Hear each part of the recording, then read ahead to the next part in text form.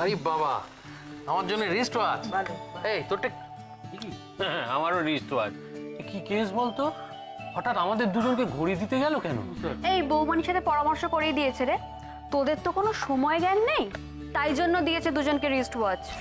ও বাবা, বড় দিয়ে আমার বেড কভার দিয়েছে। পছন্দ হয়েছে? হ্যাঁ, কিন্তু এটা তো মৌয়ার জন্য গিফট হয়ে গেল। কেন, তুই কি বিছানায় ঘুমোস না, মাটিতে শোস নাকি? আরে দূর, আজকে তো ভাইফোঁটা, মানে ভাইদের স্পেশাল ডে। আজ কি ভাতৃবধূ স্পেশাল ডে? এই দুজনকেই দিয়েছি রে। ঠাম্মা, হাবলু তোমাকে কি গিফট দিল একবার খুলে দেখো। ও হ্যাঁ হ্যাঁ, দেখি দেখি। ও মা, পেতলের জাতি, খুব ভালো হয়েছে। আমার ওই আগের জাতিটা পোতা হয়ে গেছিল, সুপারি কাটা যেত না। খুব ভালো হয়েছে, খুব ভালো। বাহ বাবা, এটা দিয়ে বেশ বাক্কা ভালো হয়, ভালো হয়েছে। দেখেছো তো ঠাম্মা, আমি কিরম অন্তর্যামী, ঠিক বুঝে ফেলেছি তোমার কি দরকার। এই হাবলু, তুই চুপ কর। তোর হয়তো বড় বৌমা কিনে এনেছে। মা, যার যেটা লাগবে দিদিভাই গিয়ে কিনে এনেছে। সত্যি দিদিভাই, তোমার মনেও থাকে। কি এলো? না দাঁড়া, আমি দেখছি।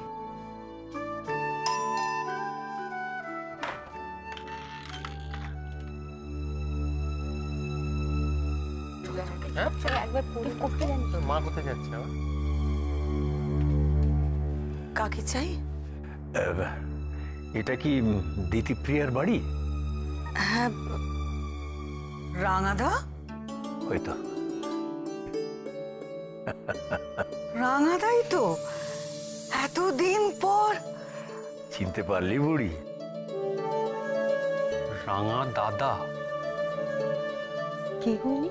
কি জানি নন্দা, আমি এই জীবনে দেখেছি বলে তো মনে হচ্ছে না। বাবা চেনো? না, আমি কোনোদিনও দেখিনি। মা তো বলছে রাঙা দাদা, তেমন নিশ্চয়ই মায়ের বাপের বাড়ির দিককার কেউ। না রে, তারা তো কেউ তেমন যোগাযোগ রাখেনি, তেমন বলতে পারবো না। হবে হয়তো। ঠাম্মা, আপনি চেনেন? তুমি কোথা থেকে এলে এতদিন পর? প্রায় কযুগ হয়ে গেছে, আমি তো বিশ্বাস করতে পারছি না। বিশ্বাস কি আমারই হচ্ছে রে? আমার দেখা সেই ছোট্ট বুড়ি, আজ তো তুই সত্যিই বুড়ি হয়ে গিয়েছিস, তোর মাথার চুলে পাক ধরেছে। তা হ্যাঁ রে, তোর স্বামীর নাম সমীরণ না? হ্যাঁ। মামা বাবু, ভেতরে এসে কথা বলুন না, বসুন। আমি প্রিয়ার স্বামী সমীরণ মিত্র। নমস্কার। আমি দিতিপ্রিয়ার মাস্তুতো দাদা সুধাকর সেন। বড় বৌমা, উনি সম্পর্কে তোমার মামা শ্বশুর হন। হ্যাঁ, বেঁচে থাকো।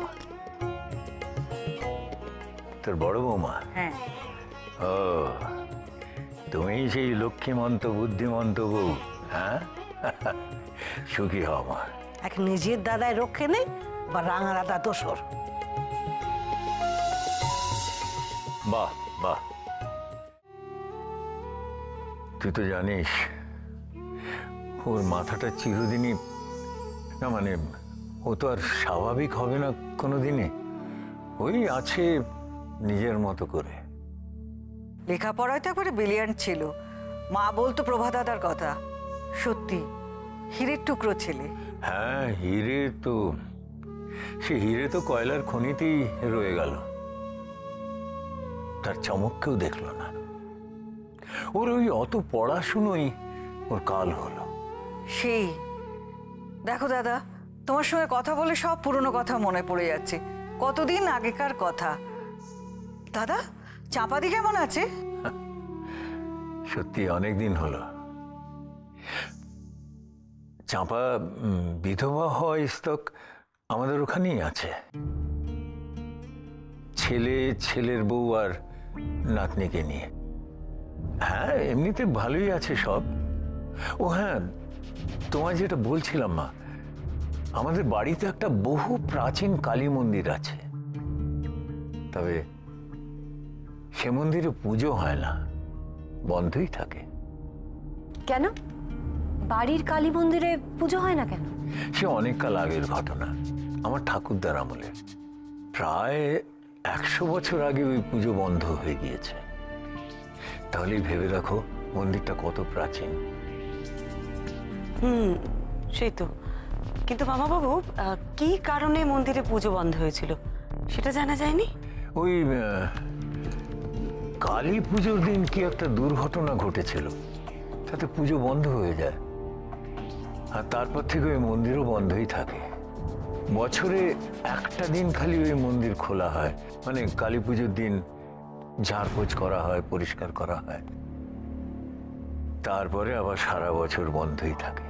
বেশ, কিন্তু সমস্যাটা কি হয় বলছি। তার আগে আমার পরিবারের সম্বন্ধে তোমাকে একটু জানিয়ে দিই।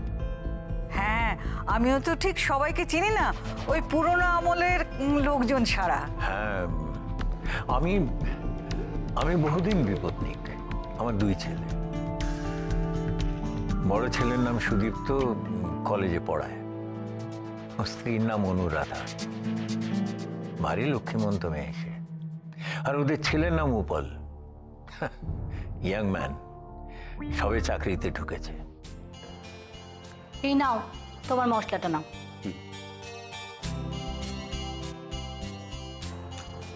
বাবা কখন আসবে কিছু বলে গেছে? এতটা দূর গেছেন, ফিরতে ফিরতে সন্ধে গড়িয়ে যাবে। বাবা কেন যে একা একা। জানো তো, আমারও না খুব ভয় করছে। বাবা একা একা অন্ধকারে এতটা রাস্তা ফিরবেন। বাবা সবকিছু নিজে করছেন না।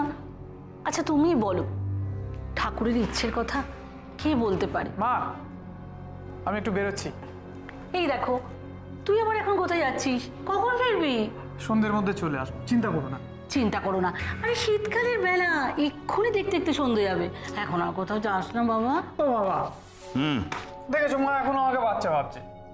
মা কেমন, আমি এখন চাকরি করি, কোথায় যাচ্ছি কখন ফিরবো এখন এগুলো জিজ্ঞেস করবে? হ্যাঁ, মায়েরা চিরকালই জিজ্ঞেস করে, তুমি সেটা এখন বুঝবে না, ঠিক আছে? ঠিক আছে, আমি তাড়াতাড়ি চলে আসবো, ঠিক আছে? এখন যাই।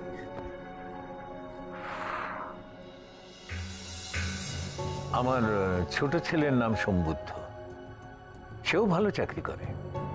তার স্ত্রীর নাম প্রমিতা, আর তাদের ছেলের নাম তিষ্য।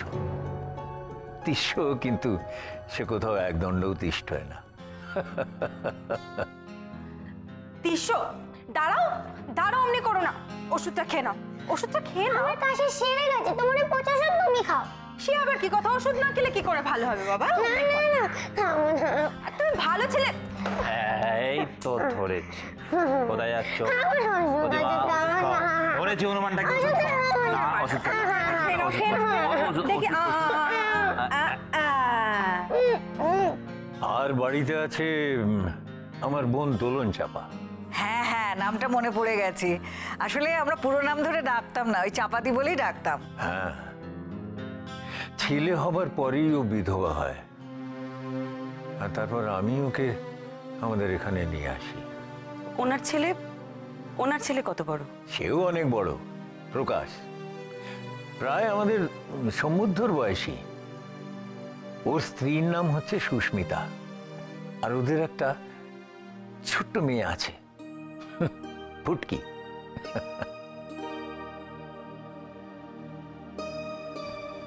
কি হলো, তুমি এখনো চোখ বন্ধ করছো না কেন? একটু শুয়ে পড়ো শোনা। মা, দাদু কখন আসবে? দাদু চলে আসবে শোনা, তুমি এখন একটু ঘুমিয়ে পড়ো। কি বললে মা, দাদু কার বাড়ি গেছে? আমি তো ঠিক চিনি না শোনা, দাদু আসুক তুমি জিজ্ঞেস করে নেবে, কেমন? চলো ঘুমিয়ে পড়ো।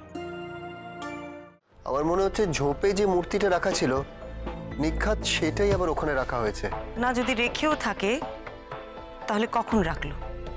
সুধাকর বাবু বললেন ওনারা মন্দির খোলার পর দেখেন যে প্রচুর মাকড়সার জালের মধ্যে কালী মূর্তি। এক রাতে অত মাকড়সার জাল কোথা থেকে এলো?